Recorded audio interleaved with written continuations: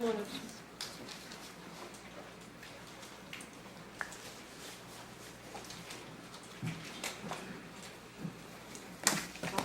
swear from the testimony you're about to give the truth, the whole truth, and nothing but the truth.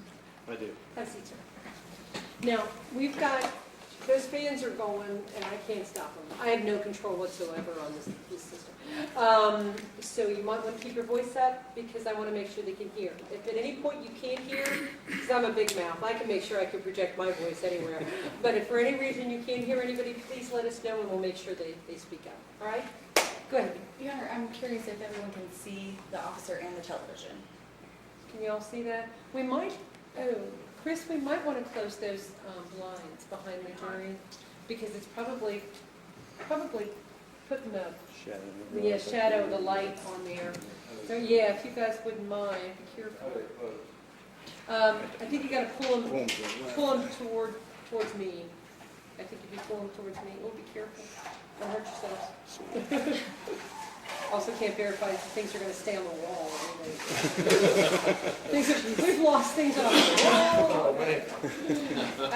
That's better. So that'll eventually be on, so you'll be able to see it. Can you all see the officer and the police? Terrific. Yes, ma'am. Thank you. Officer, can you please state your name for the record? Yes, Thomas Selby. And Officer Selby, how are you employed? Employed with the city of Newport. How long have you been employed with them? I've been employed with them for 2 years. Okay, and how long have you been a police officer? 19. 19 years. And what are your assigned duties? Night shift patrol. All right. And were you employed with Newport on 9/5, on September 5th of last year? Yes, ma'am. Okay. And on that date, did you have an occasion to be in the vicinity of East 8th Street in Saratoga? I did. Okay. Was that in Newport, Campbell County, Kentucky? Yes. All right. Did you have an occasion on that evening to come into contact with the defendant in this case, Carly Bryan? I did. Do you see Ms. Bryan in the courtroom? I do. Where is she? She's seated next to her counsel there in a blue suit. Okay, Your Honor, I just asked to let the record reflect that he has ID'd the witness, or I'm sorry, the defendant. Okay. About what time of day was it, officer, when you came into contact with the defendant? Early morning, When you say early morning? around 3 a.m. Okay. And how was it that you happened to be called into that area? Yes, we were dispatched. Somebody observed a female in a dark colored Jeep vomiting. Okay. And tell us about what you did after you got that call. I showed up and quickly observed the 300 block of York Street, which is right out here in front of the courthouse. Observed the only dark colored Jeep, which is right at the corner of York and East 4th Street. Okay. The light turned green and I began following the Jeep. Okay, and how long did you follow that Jeep? Followed her for 3 blocks until she turned east, till she turned east on 8th Street. And then when we got into the 100 block of East 8th Street, she nearly struck a vehicle. Can you describe that a little more?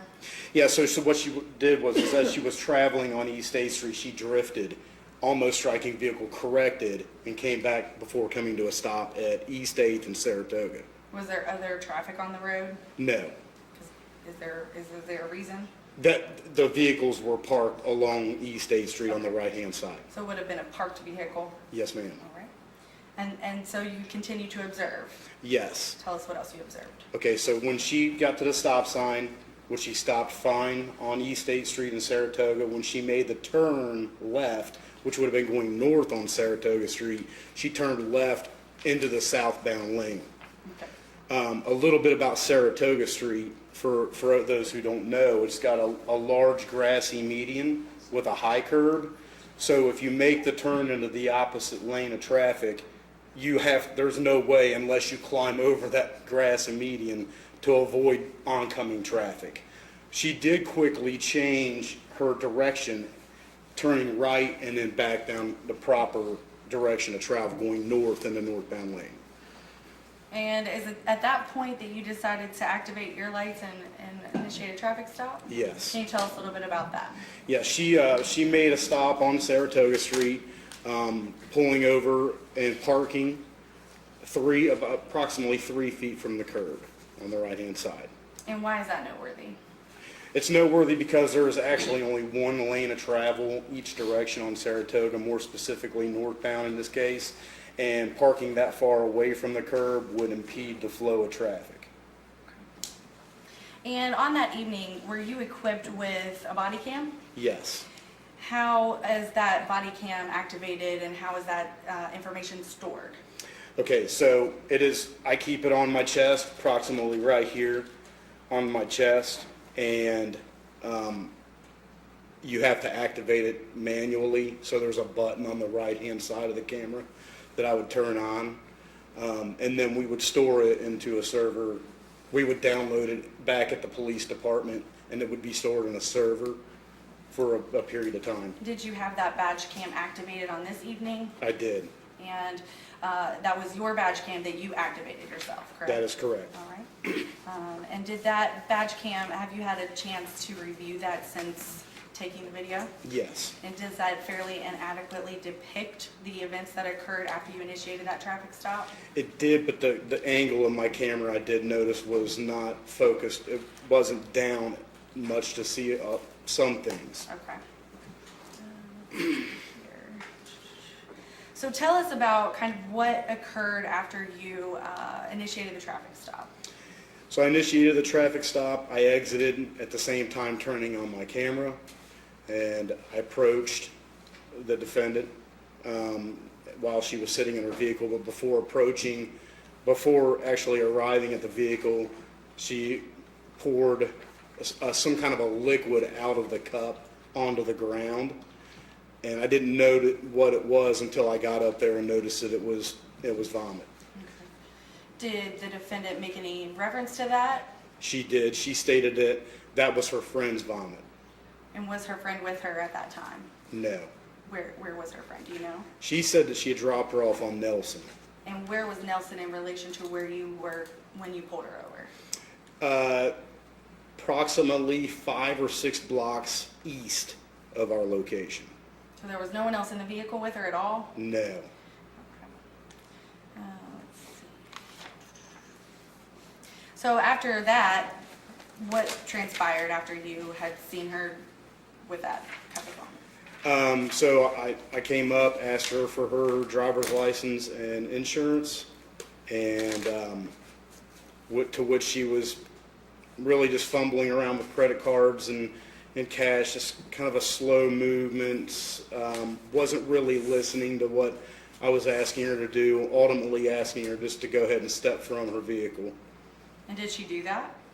Not initially. It took some time to like I said before, she was just listening was more so.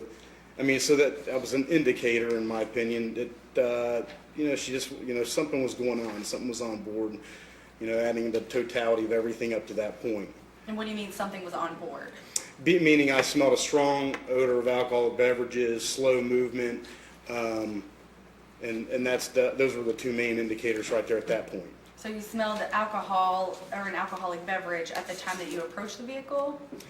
When I made the initial approach and started speaking with her is when I noticed the strong odor of alcoholic beverages. And those were indications of impairment consistent with your training? Yes. Okay. Let's see. Was the defendant cooperative? She eventually did get out of the vehicle, but I had to ask her numerous times to step from the vehicle. About how long do you think it took her to get out of the vehicle? I think I had asked her like 3 or 4 times. I'm really not 100% sure on the amount. I actually opened her car door. Okay. Yes. And at any point, did you ask her if she had had anything to drink? Yes, I did. Do you know what her response was? She said 1 shot. 1 shot. Did she tell you where she was coming from? Yeah, she said she was coming from work. Where's that? She said the privileged in Cincinnati. And do you know what that location is? Yeah, she said it's a bar. Okay. And were you able to initiate field sobriety tests? Yes. All right. Can you tell us a little bit about what the field sobriety tests are and what kind of training and experience you have in administering those tests? Okay. So I when I went through the basic training academy in 2000, we were given a 40-hour class on DUI detection and a 40-hour class on the intoxilizer. And then a company with working patrol for 19 years, we're taught, there are several field sobriety tests that you can offer. It's it's the officer's decision as to what test he needs to offer based on the environment, the climate, what have you. There's a whole lot of things that come into play. Basically logistics of where they're going to be taking the tests. Meaning if you're on a hill, it's probably not a good idea to go one leg stand or a walk and turn.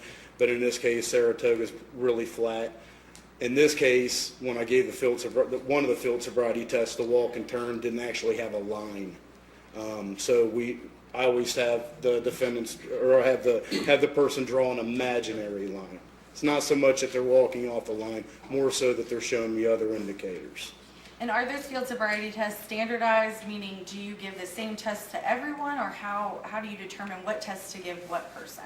In this particular case, I gave the defendant the same amount of tests the same tests I would, given the present conditions we were handed that night. The environment, the weather, the demographics of the roadway, those are all that I would normally give in a situation like that. And what are the divided attention tests?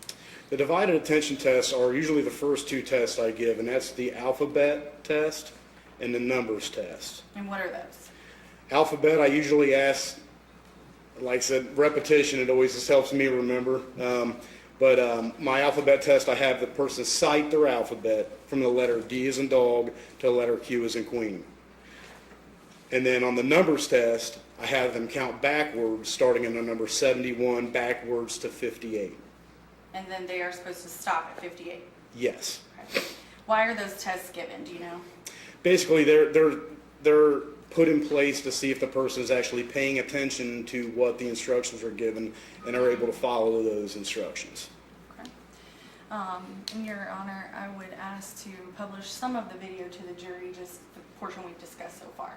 No objection from the defense, Your Honor. All right, and folks, and Ms. Bryant, if you can't see anything, ma'am, feel free to walk behind the bar, wherever you can see, right? I know you're at a funny angle, your attorney obviously knows that, but I wanted to make sure you knew you were welcome to move as well. All right, and once again, we'll keep our fingers crossed that something works. All right, that the TV works. And it seems like anything electronic I break lately, so I'm sure somehow I've done something to it. I'm just going to kind of stand around you just because I want to kind of work with the parts that we've discussed one thing at a time. Do you want to have the officer stand in front of you so he can be next to the screen so you're not blocked That with would him? be great, yes. That way he can stand on the other side of the screen. He can see the screen, the jurors can see him, and everybody can see everybody And else. that way I can. A little bit easier. And do we want to do this? Get you some mood lighting? Ooh, there you go. There's some popcorn out. Hey, it's back in the jury room. Okay. Get back there for it. All right. All right, officer, is this the video that you took on your badge cam that evening? 8794 is my camera number, yes, date and time, yes. All right, and how was this provided Can you to? guys, I'm sorry, can you guys see over there? Yeah, we're going to actually get Chris to put the blinds down on this one too. That'll help some of that glare, I think. And then if you might want to move the camera just a smidgen, or not the camera, but the TV. Ms. Torrey, you might want to move it just this much towards the wall so it flattens it a bit. See, they're struggling to see it. The officer and you can move closer to the bar. Is that better? Yeah. How's that? Is that better for y'all? See him The straight black and rest? screen now, but it Can won't. you all see it there? Okay, better now? Okay. Great. All right.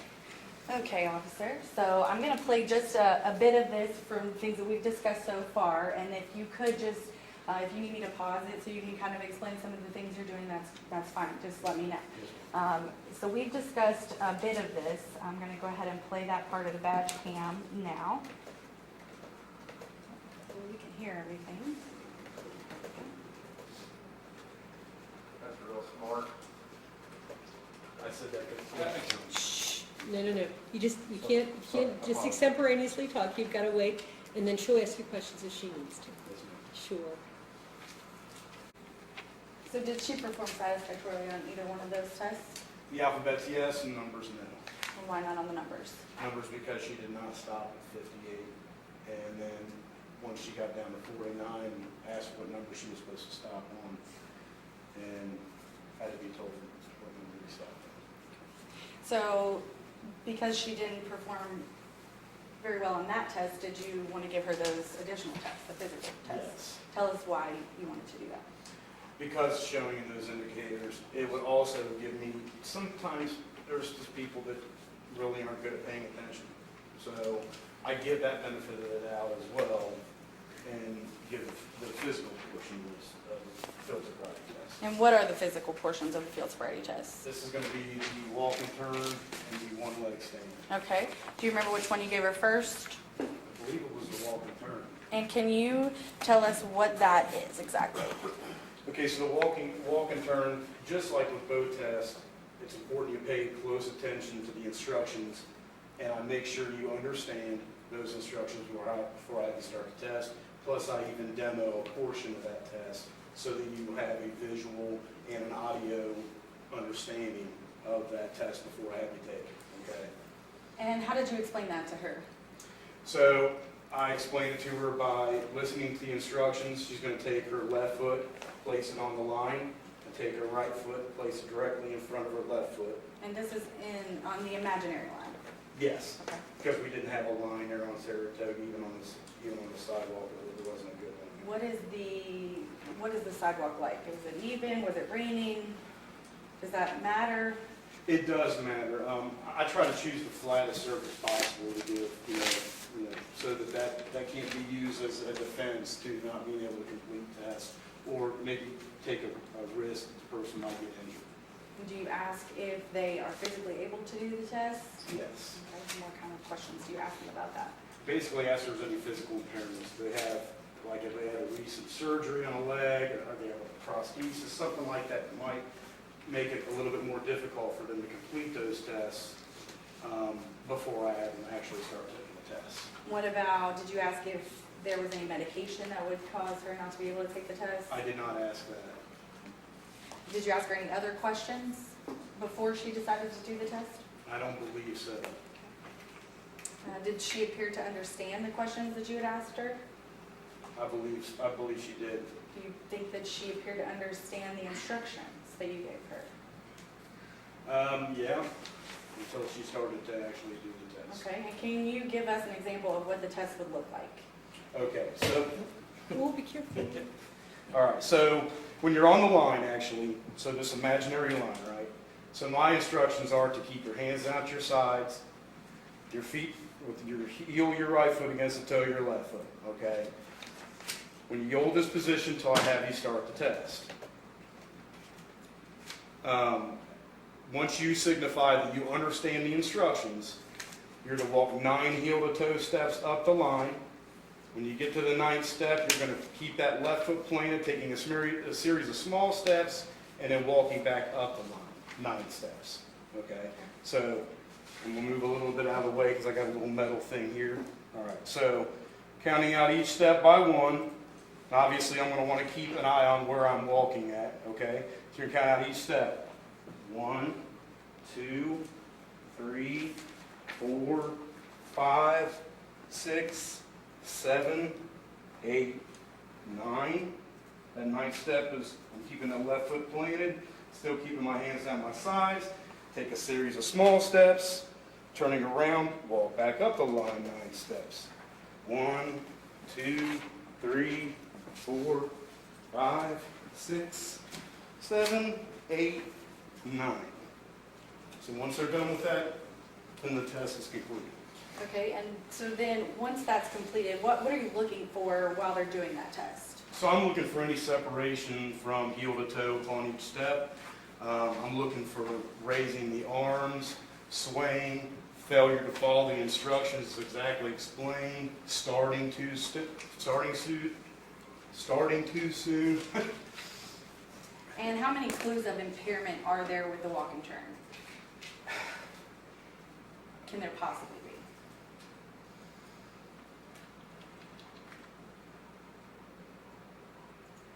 upwards of 7, 8, 9, Okay. maybe 10. How many clues did you see from the defendant? See, not having my exact notes in front of me, I believe she had was started too soon, did not follow the instructions as to what was explained, because as you'll see coming up, she actually started walking backwards once she reached that back step, started going back. Was like, whoa, wait a minute. Had to restart over again, explain the instructions to her again. She did miss some heel-to-toe step when she was walking, I believe. If I indicated that on the notes. Okay. All right, so I'm going to show that portion of the video now. Okay. So just give me a second here and I'll push play. All right, so it looks like we're getting ready to go into the one-leg stand. Can you tell us a little bit about that test? Okay, so one leg stand, just like the other test, I always just have to make sure that they stand in a certain position. So in this case, a one leg stand, you stand with your feet together, your hands down your sides. Hold this position until I have you start the test. And like I did with the walk and turn, I give it to you verbally, and I also demonstrate a portion of that test so that you understand the test before I actually have you start. Okay? So in this particular case, feet together, hands down at your sides. Keeping your hands down at your sides, you're going to choose either way you wish, left or right. Some people stand better on their left, some people stand better on their right. So in that case, they're going to be standing with their leg out. This is approximately 6 inches. We don't have a rule here, but I have them stand with their foot approximately 6 inches off the ground. They're going to count out loud, keeping their eye on their toe. 1001, 1002, 1003, 1004, 1005, 1006, 1007, all the way till they reach 1030. Now, any person counting, they're going to count a different cadence or whatever. So I always try to keep an eye on the time. Okay? So it's got to be 30 seconds, right around. It's got to be 30 seconds. Okay? It shouldn't go any more than 30 seconds. So sometimes people are only, we get to like 1020. I'm going to put my foot down now because I stood there for a minute. But in this particular case, I think I stopped it after 20 seconds because I got multiple indicators. And what were those indicators? Indicators was she put her foot down. I think what else? She started it. Right in front of me. You have to forgive me. This test was actually not September the 5th, so we're looking at 3 months ago. So in this case, I believe she put her foot down. Did she sway?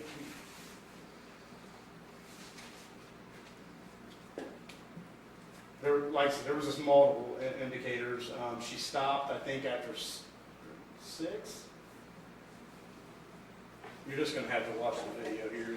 It'll help demonstrate it for you a little bit. And what's the purpose of this test?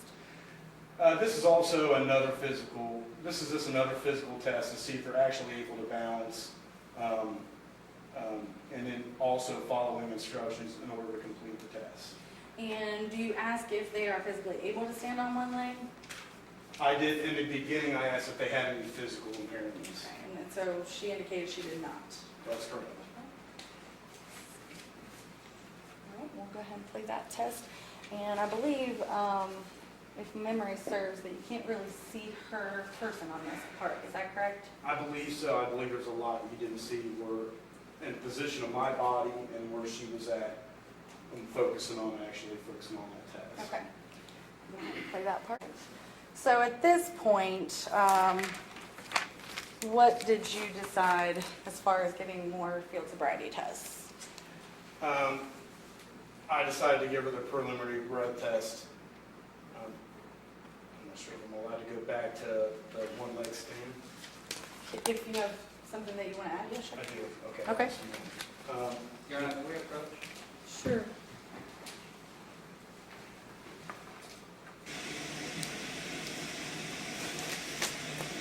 I'm not going to ask any questions about that. Oh, I'm sorry. What's your objection? I believe it's not an objection, it's more of a comment. I believe that the door has just been opened to a discussion of the preliminary breath test since the officer has testified to it. I'm not going to ask any questions. That's fine. What did he just say?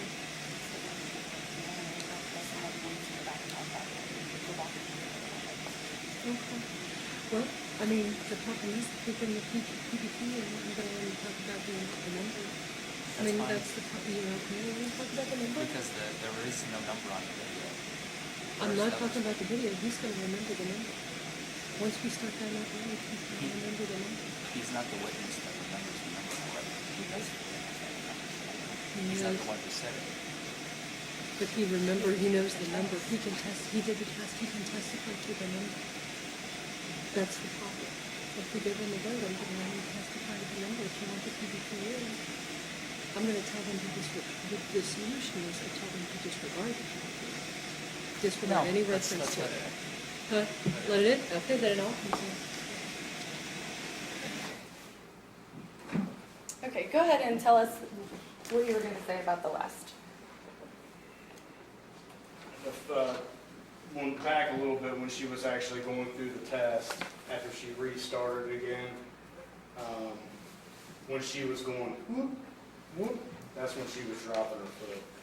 And I apologized before about my camera. I always try to point it down because I know with this vest, it kind of rises up a little bit, so I always try to push it down. But in this case, I forgot to grab on and hold it down so it could capture the actual test itself. But when she was saying whoop, whoop, that's when she put her foot down. So was she unsteady at that point? She was unsteady, which caused her to put her foot down. And is that one of the clues of impairment that you look for? Yes. All right. And after these tests were completed, you took her into custody, is that correct? I gave her the, I took her into custody. Okay. So I'm going to just show a little bit of the video, we're almost finished with this video, of you after you decided to put her in cuffs and take her into custody, okay? Okay. Give me just 1 second here. Can you tell us, before I do, a little bit of what you observed after you decided to put her in custody? Yeah, she became belligerent, and made an inference that I'm arrested because she's black, and which obviously is not the case. It just fought us trying to get into the cruiser, which I believe you'll see, she had to be forced a little bit into the cruiser to get into it. And at that point, you were going to take her where? I was going to take her back to our police department, which has the intoxilizer site. And that's the breathalyzer. Okay, I'm going to just play the rest of this tape here, and then we'll, that was all of the badge cam. So I'm going to let you go ahead and sit back down if you want. All right.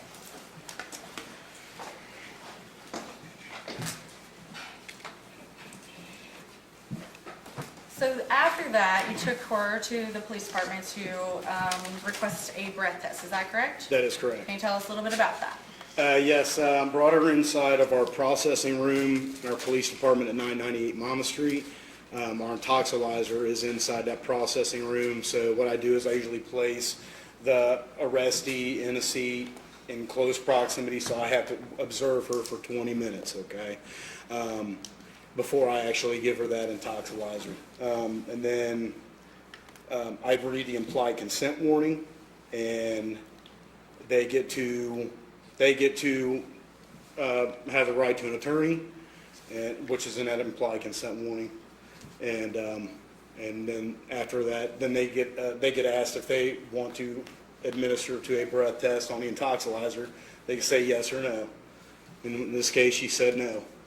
So I would still have to run an intoxilizer ticket and show it as a refusal. And that's a procedure that you follow with every DUI that you get? Yes. Okay. And so you said you read the implied consent form. Can you tell us what that is?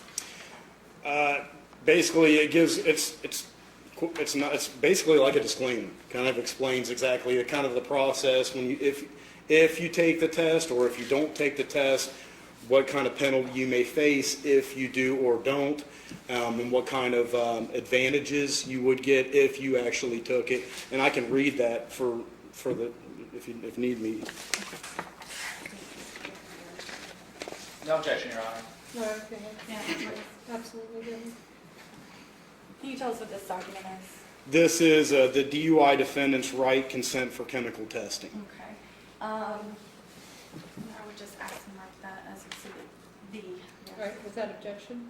All right. Oh, no, not at all, Your Honor. Thank you. If you give it to, when I'm sorry, what he's was done, Exhibit A? Is that the video? That'll be the video. when you're done, if you give it to, Okay, great. Okay, can you tell us what this document is? It's the, basically, this is a DUI defendant's right consent for chemical testing. Okay. And can you read this, starting there where I will be requesting that you submit a test of your breath or blood? Yes, Read that through so that the jury knows exactly what the implied consent. the implied consent is. Okay. I will be requesting that you submit to a test of your breath, blood, or urine, or any combination of these tests. If you refuse to submit to such tests, which I request, the fact of this refusal may be used against you in court as evidence of violating of KRS 189A.010 and will result in revocation of your driver's license.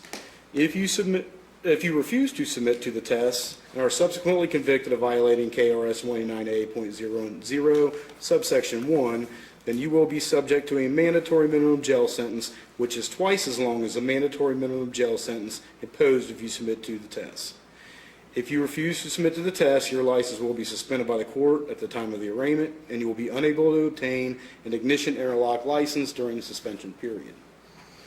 If a test is taken, the results of the test may be used against you in court as evidence of your violating KRS 189A.010 subsection 1, and that although your license will be suspended, you may be eligible immediately for an ignition interlock license, allowing you to drive during the period of suspension. If you are convicted, you will receive a credit toward any other ignition interlock requirement arising from this arrest. If you first submit to the alcohol and substance test, which I request, you have the right to have a test or tests of your blood performed by a qualified person of your choosing within a reasonable time of your arrest at your expense. Okay, and this is exactly the same form that you read to Ms. Bryan on that day. This is a form I did not read from. I actually read, there's actually like a sheet, the actual implied consent sheet, and there's on my phone more specifically. In that case, I'd use my phone for the implied consent warning. And does it state the same exact parameters? Yes. Okay. Tell us a little bit about what happened after you read that to her. I then asked her if I did continue reading more on with the implied consent. Okay, and what was that? I think there was actually, going back, I think there was actually some confusion on the implied consent, like in the beginning. So I had to like remind her to listen to this because I only had to repeat it once. Okay. So then I continued on, and then I got into the second section of the implied consent, which is you have at least 10 minutes, but not more than 15 minutes to attempt to contact and communicate with an attorney. Do you wish to attempt to contact an attorney at this time? She said yes. And I said, okay, who's your attorney? Attorney's number. She didn't know the number she wanted. She said it was in her phone. I said, we don't have your phone. Where was her phone? Phone was in her car. Okay. Then I said, I can look in the yellow pages. She couldn't, I think there was some issue. She couldn't remember the name, say Creech or something. But I looked for any type of Creech in the yellow pages under the attorney section. I couldn't find it. So were you able to contact an attorney that evening? No. All right. And so did you request that she do submit to the blood or the breathalyzer test? Yeah, I continued on after I waited the 20 minutes.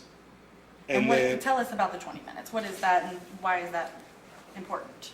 okay, 20-minute observation is basically to make sure that that person doesn't vomit, which would give a residual mouth alcohol, or they actually don't ingest anything into their mouth, like draw something into their tobacco or for more alcohol or drugs or anything like that. So I actually have to physically see them. It's not like they can be in one room of the building and I could be in another room of the building. I actually have to be in that same room with that person for 20 minutes, no less than 20 minutes. It can go more, but no less than 20 minutes. And were you able to observe her for that 20 minutes? Yes. At which point she refused the test? After that 20 minutes, I continued on with the implied consent warning. And I asked her in the last 20 minutes, did you bring anything, or did you put anything in your mouth, anything come up from your stomach? To which she said no. And I said, based upon the information which I previously read to you, I'm now requesting you submit to a test of your breath. Will you now submit to the test? And she said no. Did she appear to understand what was going on, the implied consent, and what you were saying to her? I believe so. Did she ask any questions about that? Not that I can recall. Okay. Did she ask you to repeat anything that you had told her? Like I said in the beginning, I think I don't know if she actually asked me to repeat. I think there was some confusion, like she didn't understand something. So then I reminded her, listen, pay attention. I only have to read this to you once. Did she make any statements about why she wouldn't take the breath test? Yeah, because I think she was still inquiring about certain things. Okay. Do you remember what the reason was that she didn't want to take the test? There was a test that I had given her that she wanted to know the outcome of. Okay. Did you base your opinion of the defendant's impairment solely on the refusal to take the test, the breathalyzer test? No. Okay. What did you base your opinion on? From the first moment I seen her in the 300 block of York Street going south to where she turned east on 8th Street to where she nearly struck a vehicle in the 100 block of East 8th Street, and then turning north in the southbound lanes on Saratoga, and then her parking along the curb approximately 3 feet from it to where she poured vomit out, my approach on the vehicle, the odor from, emanating from her while she was in a vehicle, to the field sobriety test showing numerous indicators, to where she was belligerent upon placing her in handcuffs, and all those came into play in making my decision that she was driving under the influence of alcohol. So it was more of a totality of circumstances. Yes. Based on your training and experience, did you form an opinion as to whether she could safely continue to drive in Campbell County on that evening, that early morning hours? My opinion was that she could not safely continue forward from that point. And at that point, did you determine that you would charge her with driving under the influence and reckless driving? Yes. Were there any other additional charges that you charged her with that night? When you guys observed the video, she was warned that she could have been charged with resisting arrest. Just because she was in handcuffs, once it gets beyond that point, if they're still continuing to fight you and where you have to force them to do certain things like put them into a cruiser, that is still falls under the statute for resisting arrest. Okay. But you didn't charge her with that? I didn't charge her with it. If I could have just one moment.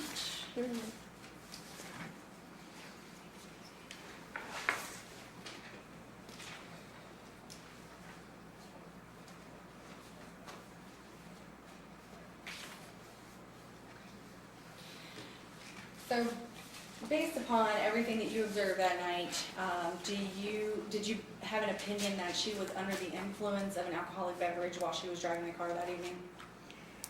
I believe that, yes, she showed that there was indicators that showed that she might very well be intoxicated. Do you believe that she was impaired while driving? Yes. Did you, Your Honor, objection. I believe the Commonwealth is leading the witness at this point. I don't think so. I don't think that's leading. Go ahead and rule. did you observe Ms. Bryan physically in control of that motor vehicle? Yes. And can you tell us how she was physically in control of the motor vehicle? She was in the driver's seat and operating that vehicle from the 300 block of York Street until I stopped her on Saratoga. Okay. No further questions, Your Honor, and I would ask that Exhibit A and B, the disc and the implied consent, be admitted into evidence. No objection, Judge. Thank you. May we approach briefly? Absolutely.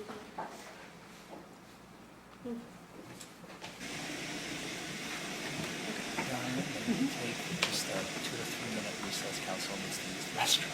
Oh, sure. Okay, no problem. Okay, because they can get a snack then.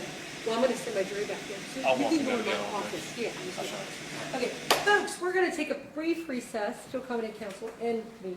And you guys, so what we're going to do is we're going to be in recess 5 minutes, 10 minutes tops.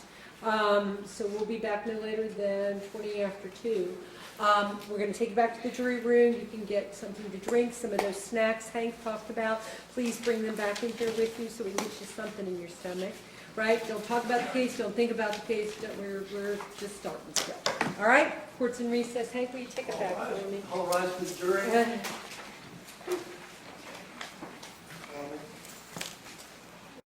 Oh, Bruce coming.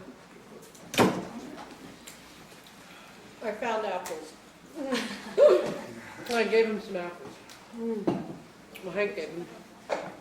Yeah. I found the low-cal popcorn and Hank found apples. Well, I have food. Oh, gosh. They're all set. Yeah, they're all set. They were eating my apples when I was in there.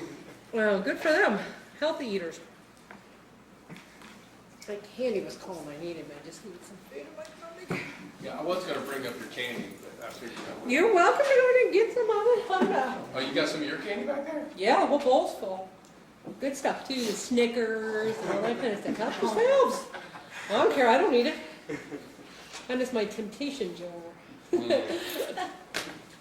To prove to some white myself I chocolate can stuff put around. down candy, huh? It's the little white chocolate stuff around the little Oreos. Oh, yeah. Oh, I know, my gosh, you're so bad. Oh, golly, golly, golly, what is this? Mhm. All rise for the jury. Oh, for fun. Oh, interesting. Wait, there's Forman there. I have no control over this. Once I set him down this path, it all goes downhill from there. Oh, can't help that one. Well, we can try to tell him to turn it up, but it doesn't do any good. All right, have a seat, everybody. Thank you. Yeah, I am so sorry it is cold in here, but unfortunately, I have no control. If I tell him to set it up, usually doesn't work. Or it does 8 hours later. After you're all gone, it'll be a furnace in here. So I apologize for it being cold. All right, I think we're ready to start back up. Mr. Forman, were you ready for your cross-examination, sir? Yes, Your Honor. All right, please proceed. Thank you, Judge.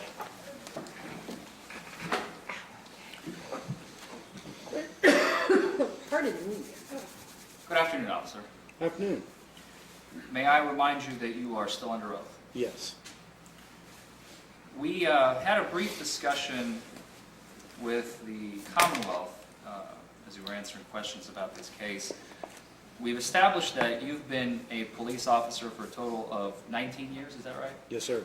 And is that 19 years as of this year, or 19 years as of the time of the arrest? 19 years as of this year. So was it 18 At the time, 18. on September the 5th? 18 and some change. 18 and some change? Okay. So, you also stated that you had training dedicated to DUI investigations and all that, right? Basic training, correct. Basic training? Mhm. You had no refresher courses since then? No. So the last time you received training on DUI detection and enforcement was 2000? Mm-hmm. They taught you how to write citations at the academy, right? Correct. How to write uniform citations that you issued to suspects. Yes. They taught you that they must be complete, Yes. accurate, Yes. truthful. Yes. Anything that you saw when you were interacting with a suspect, you would write down, wouldn't you? Yes. And anything that you felt was unimportant, you didn't have to write down. I would write down everything that I needed to write down to conclude my investigation. You knew that at some point, as we have here today, people would rely on that report, right? Yes. The judge would rely on it, right? Yes. Prosecutor, Yes. me, Yes. the jury. Yes. And if at any point, because it's got very limited room on that little uniform citation, I'm sure you filled out your fair share of these, there isn't much room in that box, is there? No, sir. So if you needed to write a narrative, let's say, you could write a supplemental report, right? Yes. You did not complete a supplemental report in this case. No, I correct? did not. So the only evidence of your impressions on the night of September 5th of 2018 at 2:58 a.m. are written on this piece of paper right here. Is that a fair statement? In writing, I mean, not obviously your memory, excluding that. Obviously, you don't have that written down, I presume, unless you would like to tell me otherwise. Yes.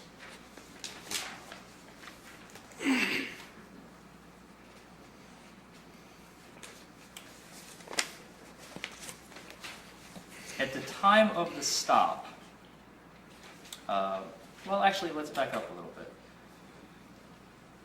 On the citation, you noted the violation time of 2:58 a.m. Does that sound right? Yes, that's when I first initially observed the her first violation. I can't remember if it was like when I first seen her or when I observed the violation. Could have been when I arrived on scene, 300 block of Ewell. But you don't remember. Yeah, I can't remember which one it was. At some point after you've noticed her vehicle, you initiated your lights, or cherries, as they call them, right? I activated my emergency equipment, correct? Your emergency equipment. Yes. And you, did you use your horn, your bullhorn? No, Just the lights? just lights. And Ms. Bryan, in her Jeep, upon seeing the lights, stopped her vehicle, correct? Correct.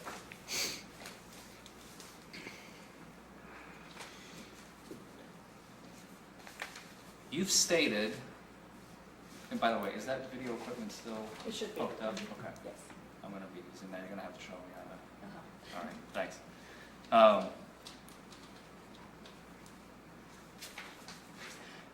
After you have, well, let me ask the question this way. We obviously have video in this case, as we have seen, correct? Correct. That's your badge cam. Is that what they call it? Yes. You have turned it on, as we have seen, approximately, I'm guessing here, 10, maybe 15 seconds prior to approaching the Jeep, right? That's fair and accurate.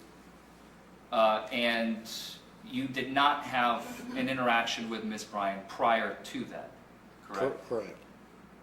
You didn't know what she looked like, what her name was, nothing. No. Did you run her plates before that? I believe I did. So you would know her name, wouldn't you? Yeah, I guess I would. But that doesn't really say that she'd be driving the vehicle. It just tells me that's the owner of the vehicle. That is true.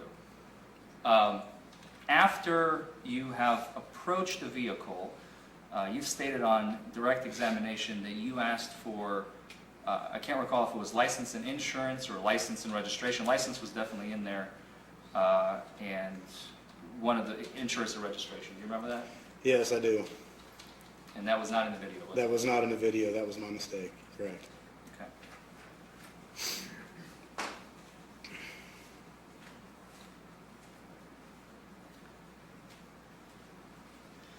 In talking with Miss Bryan,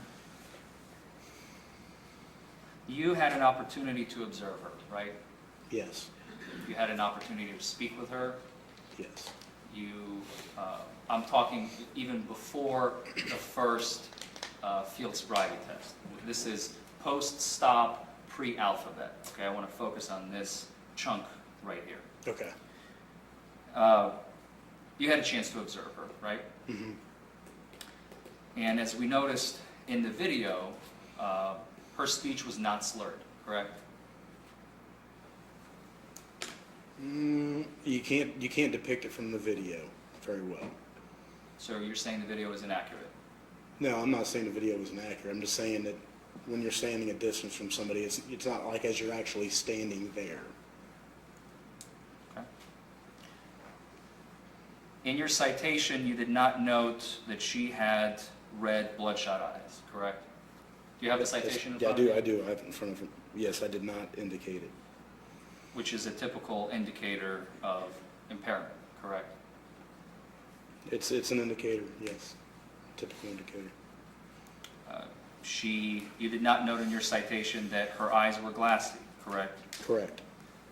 Nor did you note that her face was flushed. Correct. You did not note in your citation that there was a smell of alcohol. Feel free to review. Nope, I did not note it in my citation. All clues which are normally consistent with someone who is under the influence of alcohol, correct? Correct.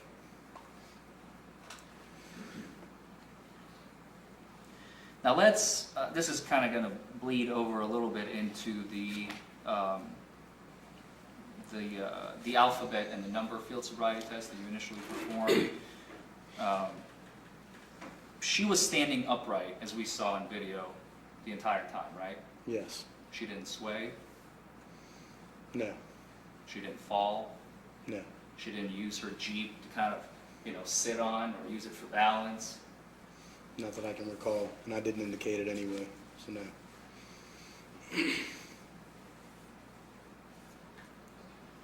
You asked her at some point to put some objects that she held in her hands, maybe I think it was a cell phone, a water bottle, definitely a water bottle, I remember Yes. that. And you asked her to set those items in the back of her Jeep, remember? Yes.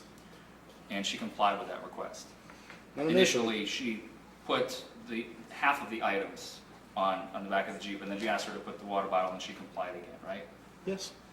Fair statement? Fair statement.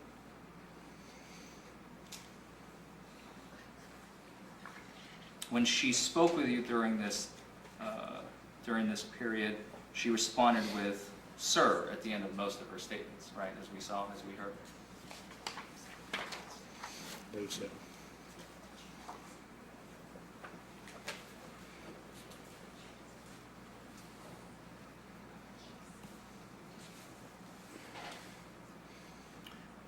At the initial conversation, pre-field sobriety tests, you asked her if she had anything to drink that night.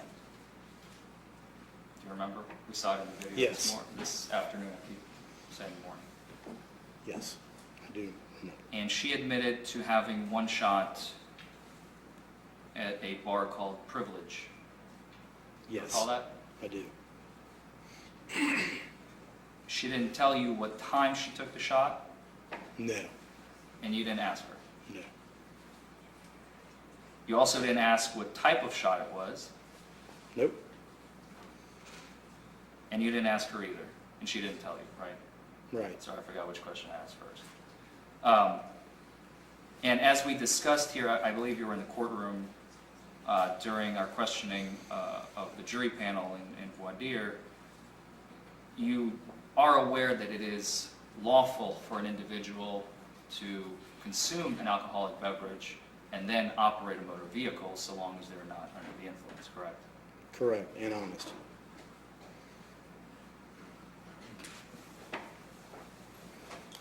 Okay, let's move on to the first field sobriety test that you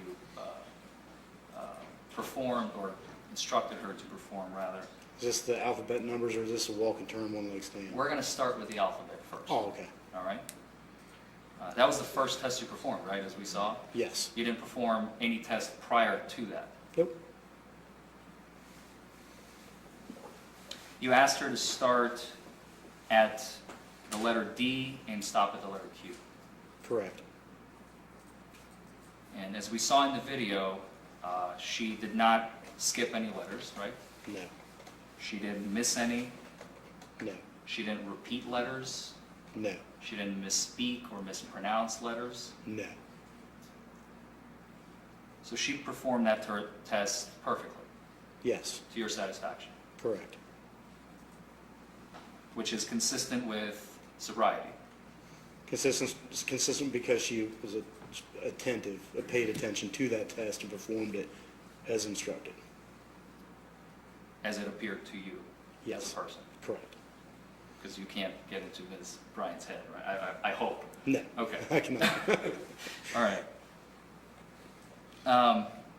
You then asked her to do and perform the numbers test, right? Correct. You asked her to start at 71 and go all the way down to 58, Yes.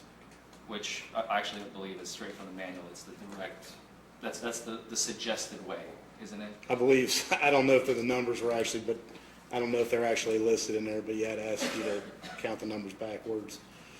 And she, if you recall, we saw in the video, she went down to about 59 or 58, and we can play it back if you are uncertain.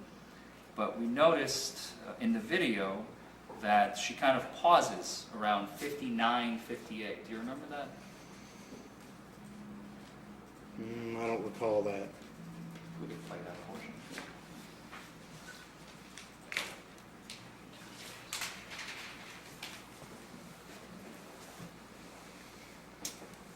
Right there. Did you notice that slight little pause? She ended up going all the way to 47 now, right? I believe that was 49 actually. Or 49. Yeah, I think it was 49. During that test, she didn't skip any numbers. I can't remember if she started off on 71 or she started on 70. I don't think she's... Do you want me to play it for you again? Yeah, I can't remember if she started on, That's because fine. that's an You can indicator play it. too, so I can't remember if she started on 71 or 70. Let me roll it back. Or number 71 and stopping at number 58, 71 backwards to 58. You understand?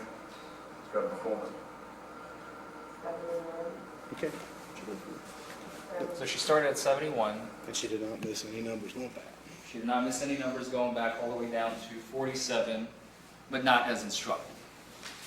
Yeah, it was either 47 or 49. I can't remember which number she stopped Or, on. but I'm she- sorry, yeah, that's the okay. one I have in my notes, that's why I'm clinging to it, I apologize. But if it was 49, it was 49, I don't Okay. recall. She didn't skip any numbers, right? You just said that? Yeah, she did not. She didn't miss any numbers. No, she did not. She didn't repeat any numbers, No, she did not. or misspeak or mispronounce them, No, she did not. again, which is consistent with sobriety. Except she didn't stop where I asked her to stop. You then performed a physical test, well, 2 physical tests, right? Correct. The walk and turn and the one leg stand, Yes. both of which are standardized. Yes. And again, those tests you've learned at the academy in 2000, right? Correct. You've never had a refresher course during your 19-year tenure, No, sir, I did not. okay, Or have as to. a police officer. Correct.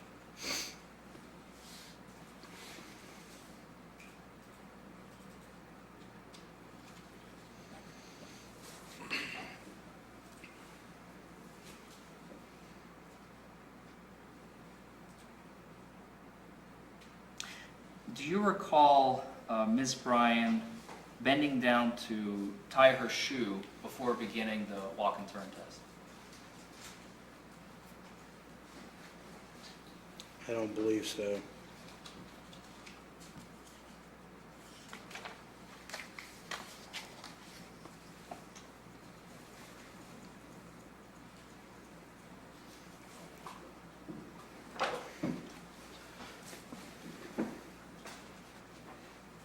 During the instructional portion of the first physical test, which was the walk and turn, Yes. as we saw in the video, she did not sway during the instructional phase, correct? I'm not sure the video depicted that at all. The portion that we've at least seen. That is, I believe so. She didn't fall, No. she didn't stumble, No.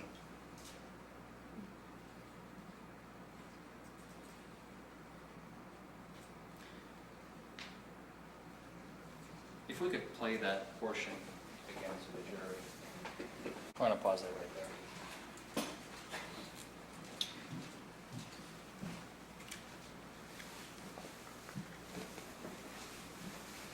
As we just saw moments ago on the video, we could see, officer, that her movements were very well coordinated. Would you agree? Yeah, movements were very well coordinated. They were deliberate. Yes. She didn't use her arms for balance. No. She didn't stumble. No. She didn't fall. No. She had great balance.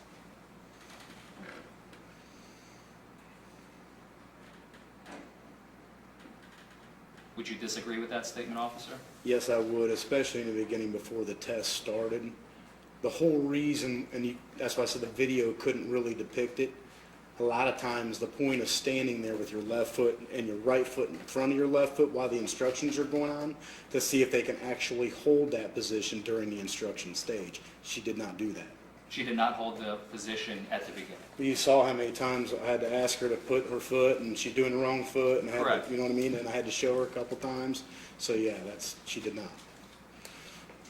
For a few seconds, completely out of line with your instructions, she even began walking backwards, right? Correct. And even that she did with great accuracy and precision. Would you agree? The test was not done accurately. She was asked to take a series of small steps. That's not my question, officer. Oh. My question is, doing the test incorrectly, okay, not in accordance with your instructions, as we saw moments ago, she was walking backwards without falling, Correct. without stumbling, Correct. with great balance. Correct.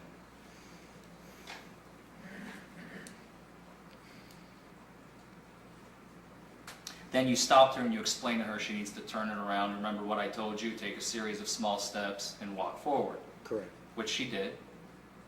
Correct. And again, with perfect balance. Yes? Yeah, appears she did okay up to that No point. falling, No falling. no stumbling, No stumbling. no having to catch yourself to regain balance. No.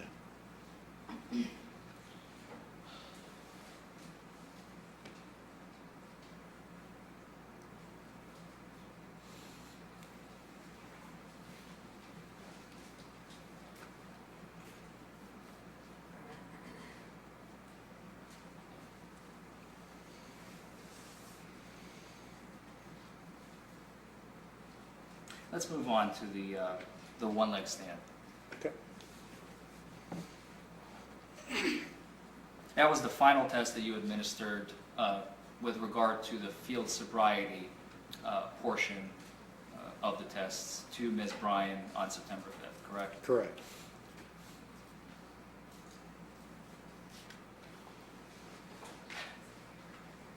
I'd like to play that portion for the jury. Step out.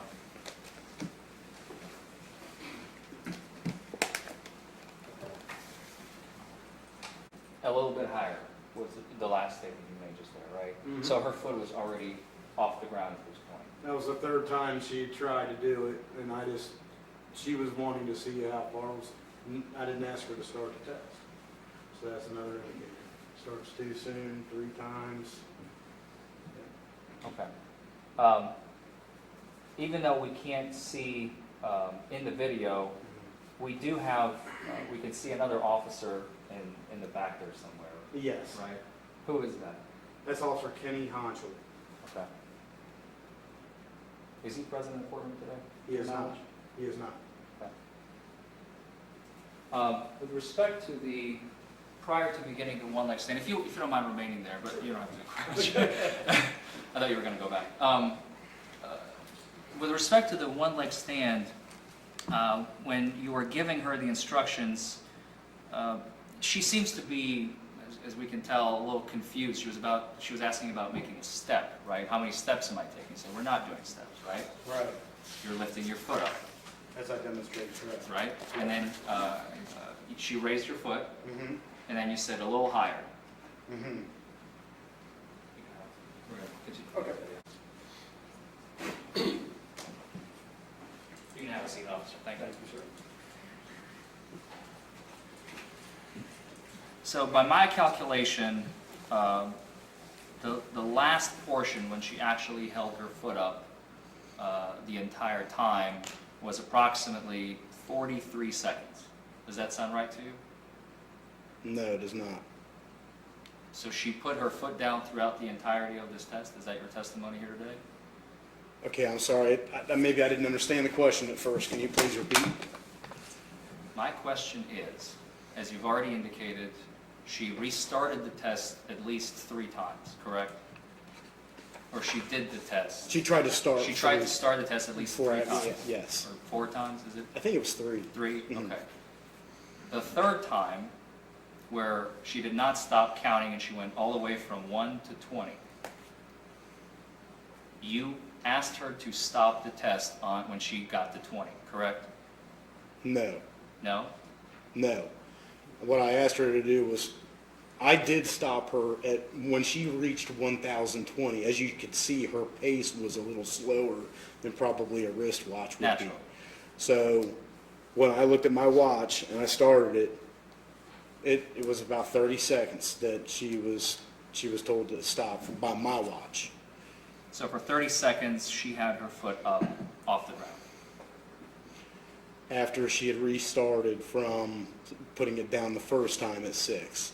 Yes. On the third attempt, right? Or whichever attempt this is, by your calculation. From what the video depicted, Yes, she held her foot up for 6 seconds and then put it back down. correct. Then what? And then there was some dialogue between us, as you could hear. Correct. And then she restarted the test. And she held her foot up for 30 seconds the third attempt. Yes or no? Correct. Thank you.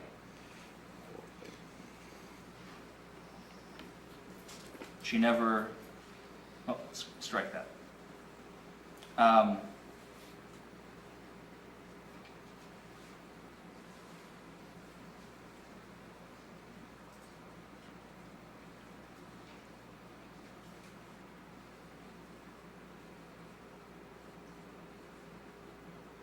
She never fell during any portion of the one-leg stand, correct? Correct.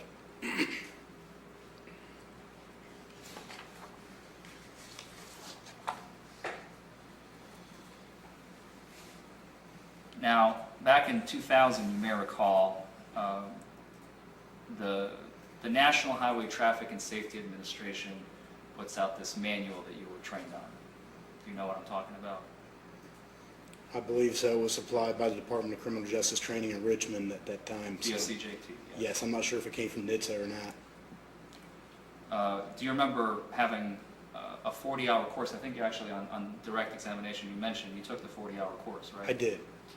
And you learn about the battery of 3 tests that you're supposed to administer to an individual. 3 tests? Okay, are there more than 3 tests? What we have the physical test. There are the mental tests. I should probably clarify. My apologies. You have mental tests and you have physical tests, right? Tension tests and physical tests, correct. Right. And then you have mechanical tests. Right. One of the tests is a horizontal gaze nystagmus. Are you familiar with that test? I'm very familiar with that test. Okay. You chose not to administer that test in this case, correct? That is Objection, correct. Judge. Louis Brooks? Yeah, come on in. Court has a standing order in reference to HGM. Somebody never had it out, never let it in. Okay, That's why we did that's it. fine. I've never received the order, so. Well, you didn't ask, but I mean, that's what's going on. Now we need to explain it to the jury. Yeah, I need to, I'll give them an admonition. It's okay. Oops, you all right? Okay, ladies and gentlemen, now, Mr. Forman referred to something called a horizontal gaze nystagmus test. It's called an HGN. It's a type of field sobriety test that's sometimes given by officers. Here in Campbell County, we've never had a hearing to determine its scientific viability in order for the court to allow it in for its gatekeeping function. And Mr. Forman had no way of knowing that, and that's all on me, not him. And so, my apologies. Just ignore that part. All right, so pretend you didn't hear any reference to that, and I'll explain it to you when we're all done. But for right now, the court does not allow any discussions of an HGN to be considered as evidence before a jury. Okay? Go ahead, Mr. Foreman. I Thank you, apologize. Judge. My apologies again. No, it's okay. Okay, let's move on.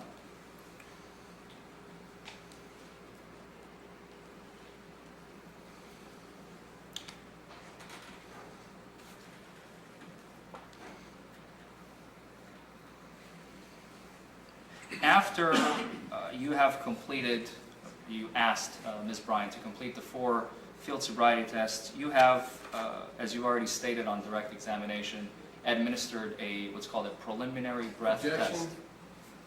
Just give me a question. Sure, come on up. Thought we had this discussion, I told him he opened the door, it was going in. He said he's okay, he can ask the number. You can ask him everything you want. He can ask the number, he's waiting. I'm concerned that he's gonna open the door to some kind of error, and it all. Oh, I'm sure it will, but I mean, he's waiting, I waive the error. I he's can't really waiting in use the it air, for, you can't use it. for appeals purposes. Okay, so Unless you well, wanna preserve the air for you, which is fine, you are welcome to do that. As long as he's You never hurt my waiving the error for feelings. appeal purposes, Oh, he's waiting, it's what he There's said. even a case, it's Ellery v. Commonwealth, it's a 2012 Supreme Court case that says the Commonwealth, if a motion is made by the defendant, I'm maybe familiar with this case, if a motion is made by a defendant, the Commonwealth may not introduce it, but the defense can introduce the number at any point at any time. It's the defense's privilege. I'm So sorry. because he's waiving it, so then it makes it free game for you guys as well, right? Let's have at it. Let's see what happens. We've got it on review. Go ahead. Thank you, Your Honor. You're welcome.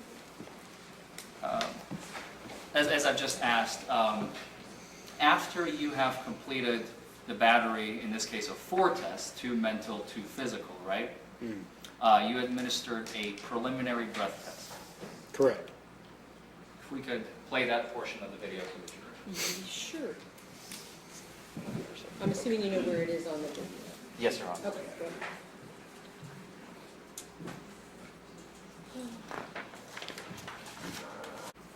We're going to come back to that in a moment, officer. You can have a seat. Thank you.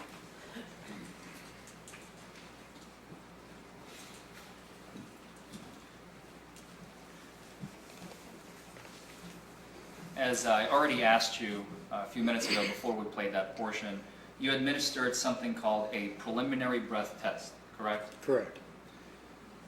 And it's the acronym, which I'm probably going to be using since I'm so used to it, is a PBT, which you all use in the department as well, right?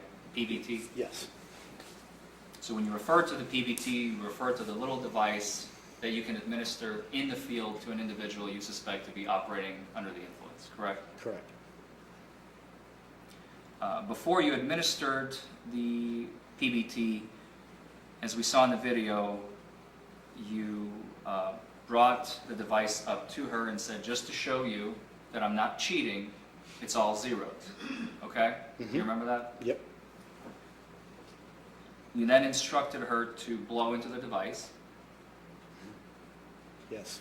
and afterwards, as we just heard, she asks you, what was my result? Yes. And you did not disclose her what the result was. I did not.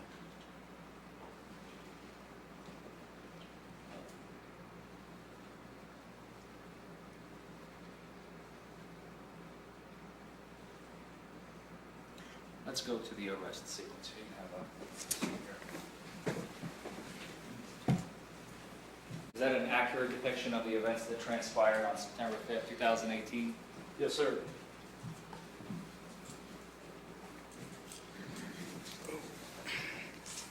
As we just heard, you asked Miss Bryan to put her hands behind her back, right? Correct. And you began placing your handcuffs on her arms, The wrist, yes. or wrists, I'm sorry. At which point she began asking for her belongings, I think namely her car keys from her Jeep. I think she wanted her vehicle secured. She asked about the keys and some things like that, and I told her I would get those items for her. She specifically asks, quote, "Can I get my keys out of my car, sir?" End quote.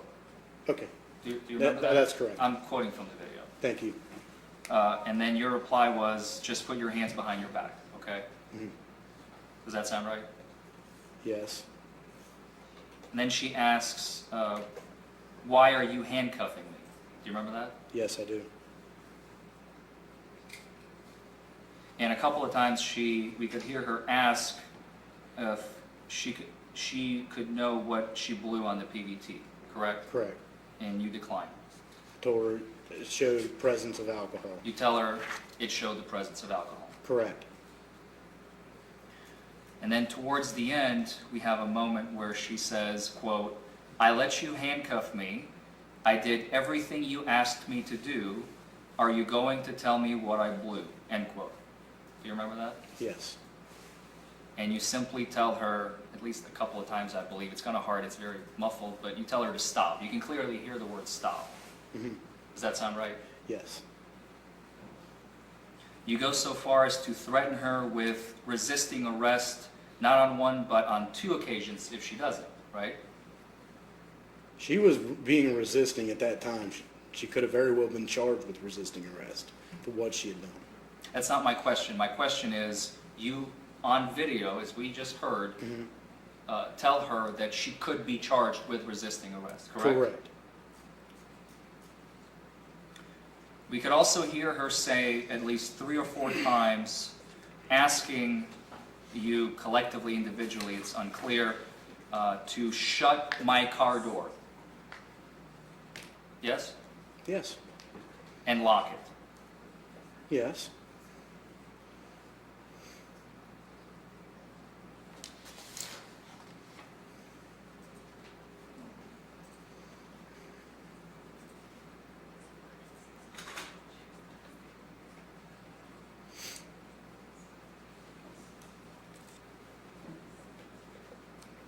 As we've already kind of alluded to, we could see at least on the camera, one other officer holding a flashlight almost directly opposing to you, right? Yes. Do you know if that officer had a body camera? Yeah, he is equipped with one. Unsure if it was working at that time or not. Did you have a chance to review that video? No, I did not.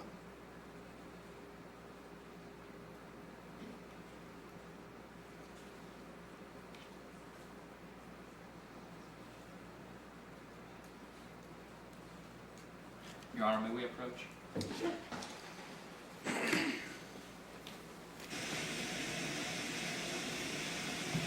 Since the door has been opened already and got all the evidence in, I believe, I have seen the jail video, I presume you all have as well. Since the PDP is in, there's absolutely nothing outside of the parameters that can not be introduced in the jail video at this point. So This is his video? It's his video, it's his camera. Okay. Do you have it? Yes. Any objection? Yes, we Fine do. by me, Jeffrey. No, I think with the waiver, you're fine. Just want to double check. Oh, sure, no, I appreciate that.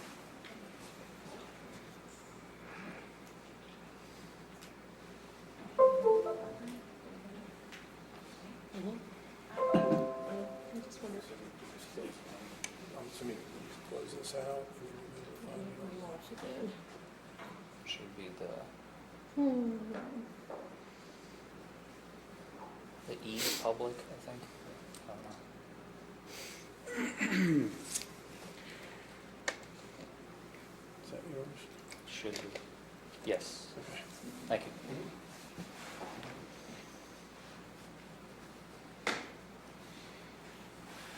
So, Officer Selby, after you handcuffed, no, strike that. After you placed Ms. Bryan in, was it your cruiser or was it somebody else's cruiser? It was my cruiser. Your cruiser. You placed Ms. Bryan in your cruiser. We could clearly see, we hear this vibration. That's you turning off your badge camera, correct? Yes. At some point, you resume playing that video. You turn your badge cam back on, Yes. and that is at the jail, correct? That's at our processing room at our police department, Processing room in the police department. where our toxilizer's at. Do you remember doing that? Yes. Did you have a chance to review this video prior to coming into court today? From my camera in the processing room? From your camera in the processing room? Yes. For trial purposes, Your Honor, I'd like to mark this as Defense Exhibit A. No. Thank you. feel Let free me, to. let me stop. Is it on a separate disc or is it on the same disc that we've been looking at? Brian, My apologies, I don't understand the question. Okay, we've got one disc that's been entered as prosecution's exhibit. Is the information that you want to put in as a defense exhibit on the same disc? No, they're on my flash drive. Which I I'm- believe the same file. If the question, Judge, is does the disc that we tendered to the court contain the video that we believe he's showing? I think the answer to that is yes. Oh, I just want to make sure that I can note it for the record purposes, is that that's your evidence that's been submitted. Understood, Your Unless you Honor. want me to take your question. No, I do not, thank I you. don't think you would, okay, thank you. Well, then note that it becomes, can we make it just a joint exhibit A and B then? Or joint exhibit We have no objection to that. A1? Is that okay with you? Absolutely, So Judge. we'll make the disc a joint exhibit 1, that way we don't have to worry about whose is whose, and we have it in the record. Thank you. Thank you, Your Honor. You may have a seat, officer. Is this a fair and accurate depiction of the events that transpired at the jail, or the processing center, excuse me, on September 5th, 2018? Yes. As we just saw moments ago in the video, Ms. Bryan asks you a few times what her preliminary breath test result was, correct? Correct. And each time you decline. Correct. To answer, you either answer, I don't have to tell you that, right? Yes. Or you say, it showed the presence of alcohol. Correct. Those are the two most common responses by you. Correct. And towards the end of the video, you offer her another breath test, correct? Are you referring to the intoxilizer site right there? Yes, sir. Yes. And she replies with negative. I thought she said no, but she's very well. Whichever she said. She no. declined, Yes, right? she declined, correct.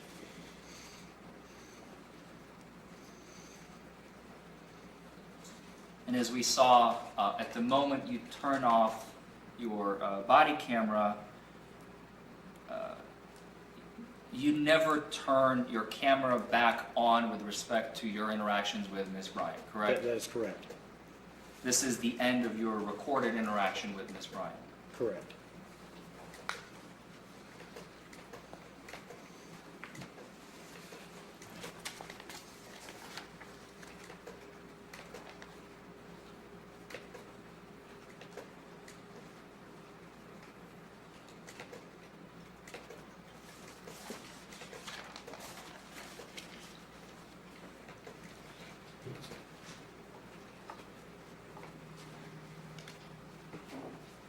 Her phone was left back in her Jeep, correct? Correct.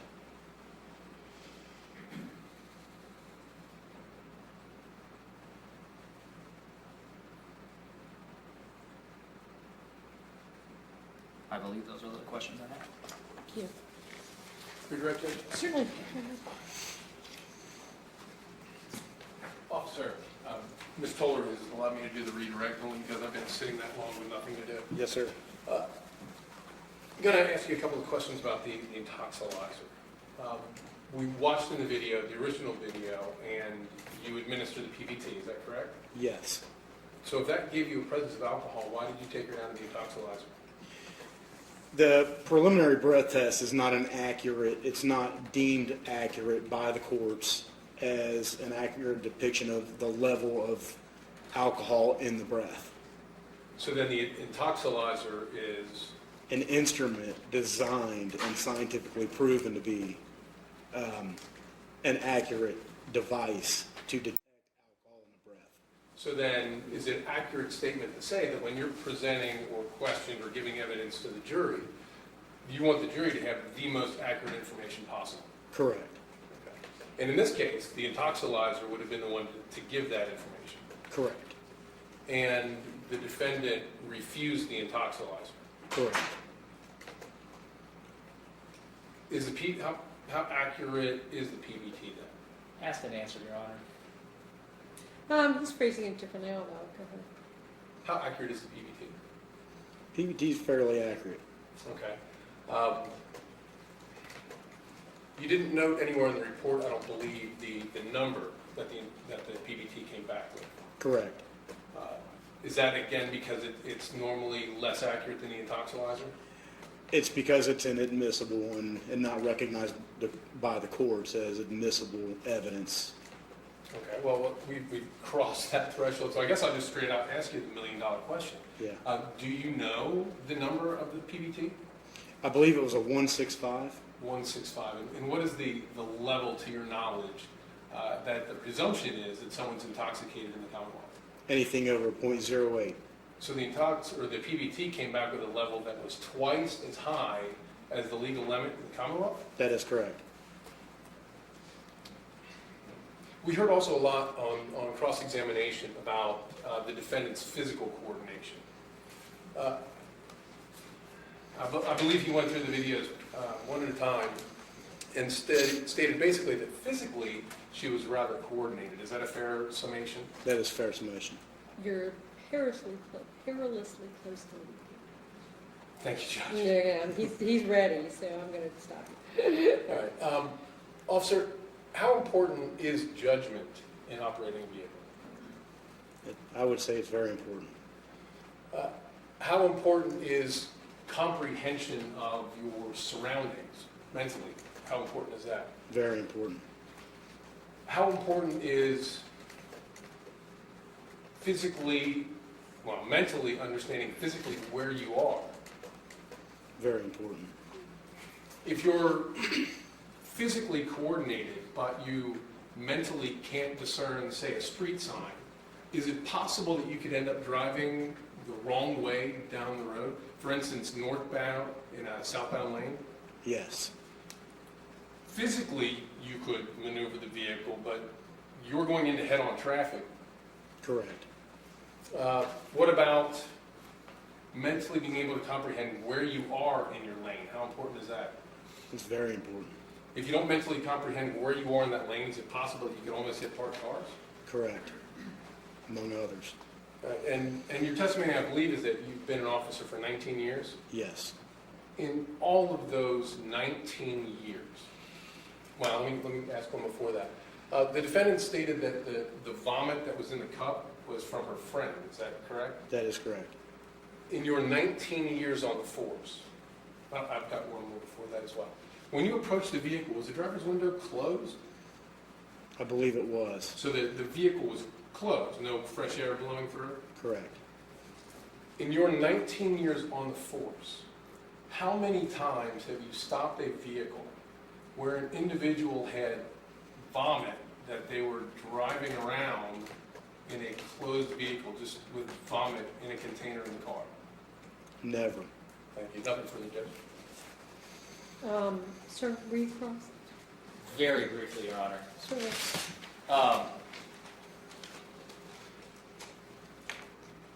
You've stated just now on redirect, Officer Selby, that the PBT result is inadmissible as evidence in court, right? Correct. Just a moment ago? Correct. Yeah. And you've also stated, and I wrote this down verbatim, quote, it is not an accurate depiction of alcohol in the breath, end quote. Correct. No further questions. Nothing further, Judge. Okay. All right.